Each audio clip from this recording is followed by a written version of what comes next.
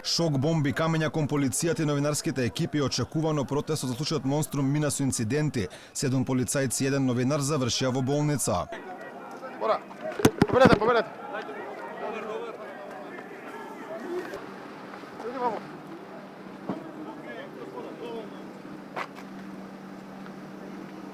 Протестот беше запрен кај Мавровка од страна на полицијата, иако беше планирано да продолжи кон судот, па собранието и да заврши пред владата. Па камењата кон полицијата беа една од најчестите слики на овој собир.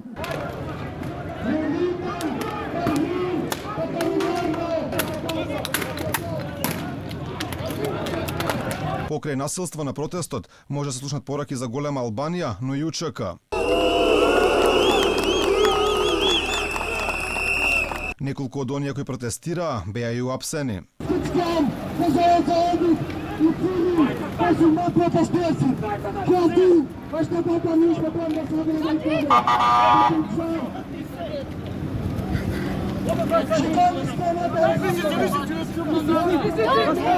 Покрај кордоните на полициски службеници, на протестот присутни беа и хермелини, но и воден топ.